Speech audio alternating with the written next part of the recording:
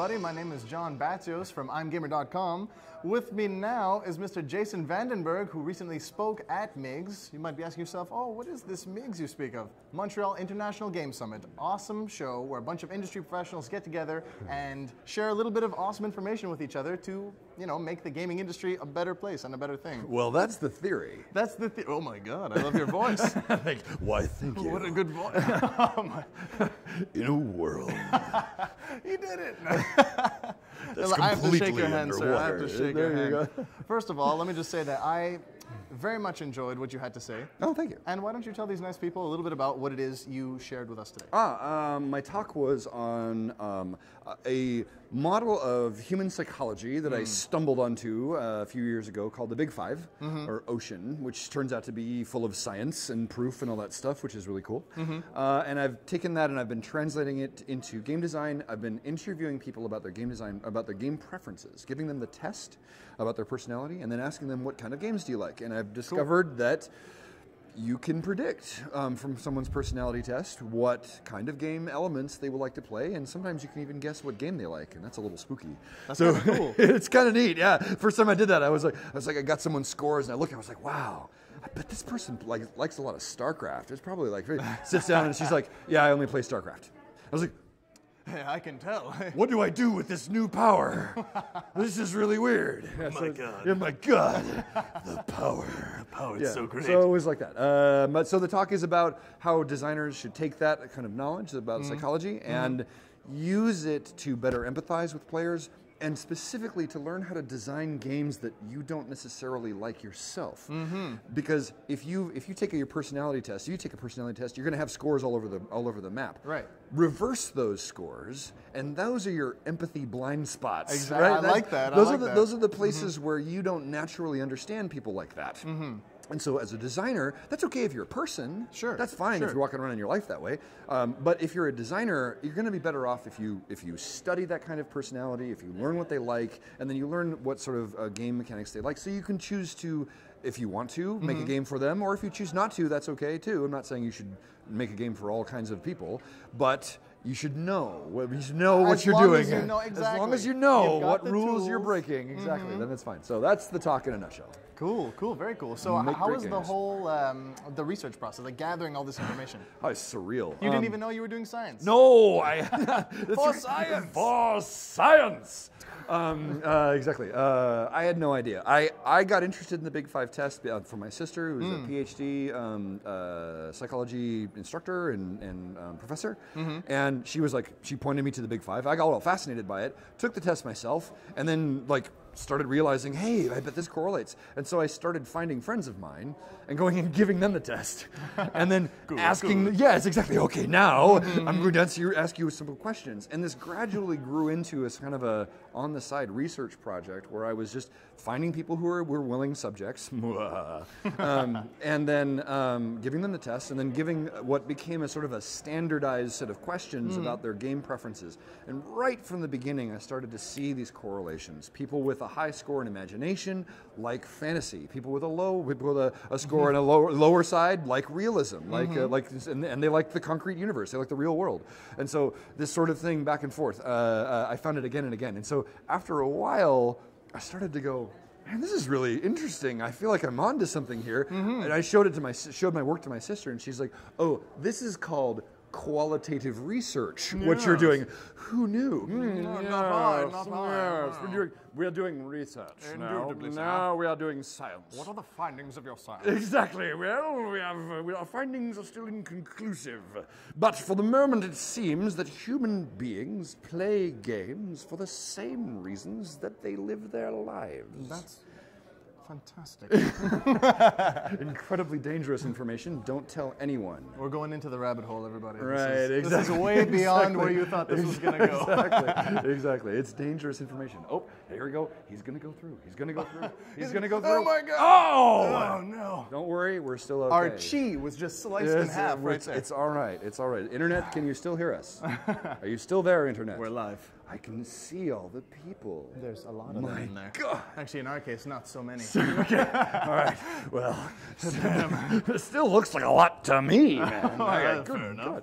So that was the talk. I stumbled into science, and I didn't realize that this idea of qualitative research, actually after the talk I had someone come up and thank me for saying that, because everyone imagines when you think about science for science, you think about 10,000 people, right? And you think about a big survey and then you do the number crunching and you prove it, right? Well, it turns out that yes, that's science. There's another part of science though that happens before that, which is the qualitative part. Of course. Before you do that, you have to know your theory. You have to develop the theory first before you go get 10,000 people.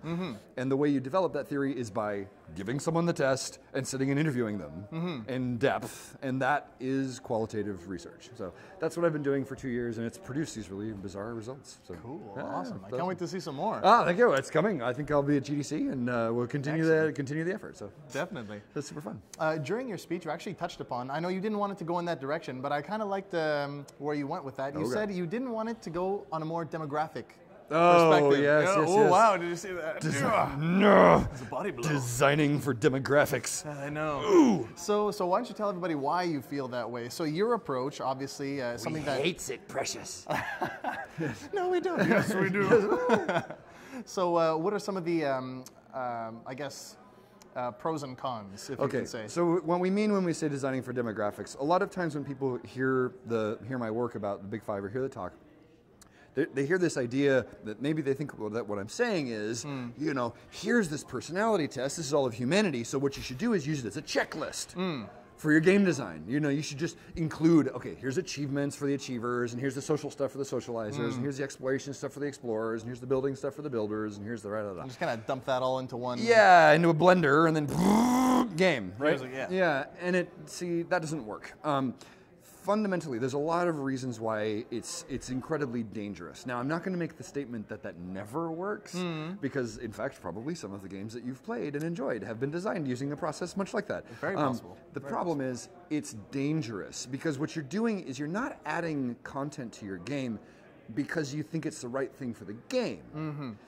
You're not adding it because you think that for the purposes of the cohesive experience you're trying to create, what it really needs is this thing. You're adding a feature for a demographic to satisfy a particular kind of person.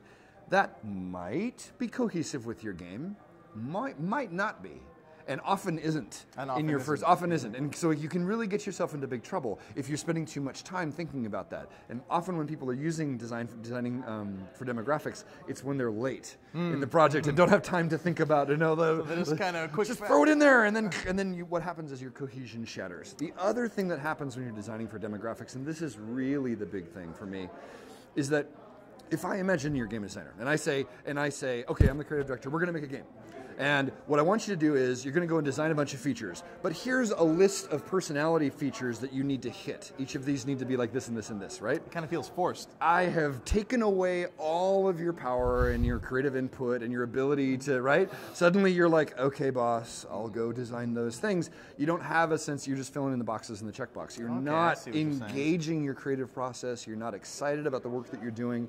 It disempowers teams, and it tells them that the psychological model is more valuable than their own insights and their own instincts. And we're a creative industry. Absolutely. And so if we devalue and if we suppress our team's creativity, the products are going to suffer across the board. So again, not that it can't work, it just has these incredible dangers in it. And so as a result, you can use it when well applied. Designing for demographics can get you out of a bad mess. For sure. It can also be useful as a kind of a tool for analysis. If you're looking at your game and you're going, well, what did we miss? What kind of person did we miss, right?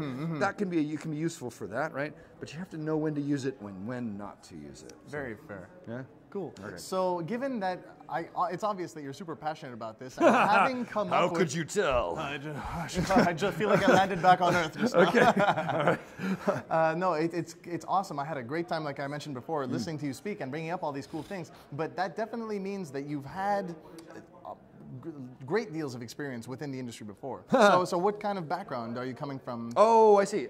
So I've been making games for about 17 years now. There you go. Yeah. Ding, I got it. There's that one. My first game was the X-Files game, the last full-motion video point-and-click adventure game of the 90s.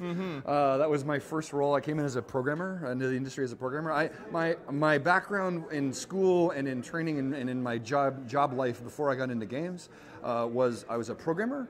My father was a programmer, and so I kind of grew up around technology. And I studied film and theater because I thought I wanted to be a director. Nice. So because this was before there was such a thing as game degrees, or when the idea of being a game designer was even kind of in people's head. I always thought as game developers as these garage bands, right? Because that was kind of what I grew up with, right? And there wasn't kind of this idea, because of course I was going to college when dinosaurs roamed the earth, and so it's way back in the Never Land. And so I came with this sort of technical and theatrical and writing background. That was kind of what I did. My first gig was as a programmer. I switched into production and was a producer for quite a while, electronic arts, and then shifted into design. Was a lead designer and continued that in Activision for 4 years, and then I was EA for 6 years, Activision for 4, and now I've been at Ubisoft for about 5.5 years. So, yeah, it's been a long time. It's been a run. Oh wow! Yeah, I've been doing it for a while. So, yeah, so well, it must be great. You clearly having a great time. I love my job. I really do. It's hard. It's hard. I mean, I work in AAA, and I always have. And AAA is super challenging. It's got a lot of pressure to succeed, but it's really satisfying at the end of the day. You work with fantastically talented people, driven people, high quality requirements. The products you end up creating are usually if you can make it happen, they're great, right? And I love that, the sense of satisfaction and the ability to do that. So I'm getting to the point now where I've collected all this information, and hopefully now I'm starting to give it a little back, right? So I've collected it because I'm not getting any younger. Well, right? I'm gonna just keep getting older, right? Your time machine is almost complete. That's right. Soon I will be returning to the past. But yeah, so that's where it comes from. I've always been fascinated by psychology as well. I've been studying it my whole life, so on and off, and all through college. So it's kind of a big meeting point of all of my interests is right around this sort of stuff.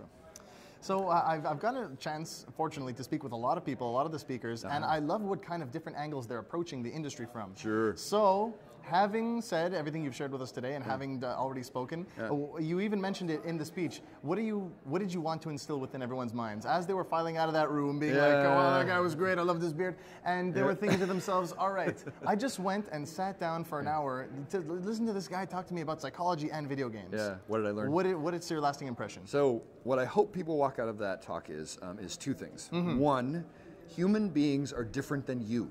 That's the first thing. That we start with this idea of the psychological model that everyone is like us, and we have to get out of that. We have to get out of that and stop the debates about this is better or that is better. There's just different kinds of people. So that's the first thing. You hear that, everybody? That's right. It's not better, it's just different. Okay. So, although you can have personal preferences, I'm not saying don't have personal preferences. That's what it's all about, in fact. But don't deny that other kinds of people than yourself exist, because I can tell you from personal experience that they do. They actually do exist. This is science. There are people not like you. They exist. More of them than the other kind, actually. Oh, is that so? Yes, it's actually true. There's more people that are not like you than are like you. That's true. I know. That's hard to believe. So that's the first thing. And then the second thing is I wanted to give people a tool, a homework exercise, which was to go and take the personality test, reverse their scores, and then learn to play the game like a person with those scores. Try to fill in your own empathy holes. Exercise those blind spots. Exercise the blind spots, exactly. Get more information about that. Make a game, maybe, that isn't for you. Go download Unity and build a game that is using mechanics that you don't necessarily find totally inspiring, right? Exercise that part of your designer brain that that is required to understand and empathize with people who are not like you. So ultimately, the message is about designer empathy and shaping your process to fit lots and lots of different kinds of people. Because it's true. It's just true. People deserve it. You know, you don't have to. Anyway, soapbox. Be good.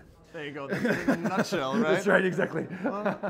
So excellent. I'd love to thank you so much for speaking with us. My pleasure. And I just want to say once again how much I actually really did enjoy it, and I hope to see more. I could tell he was leaning out the whole time during the show. I had a clear line of sight. He was like, "Dude, whoa!" It was really. This guy gets it, you know, and here he is. Awesome, lucky me, you know. I paid him to say that. All right. He was surprisingly cheap. He'd be surprised. He promised if he did the movie voice, that he'd be like, all right, I'll do what you want. In a world that was completely underwater, two men are going to film interviews for the rest of their lives.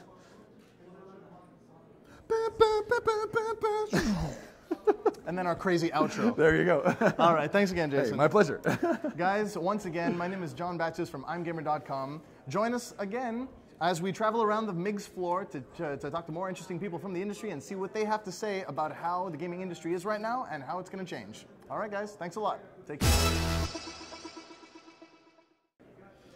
I was not making crazy faces while you were talking, don't worry. Oh, my God.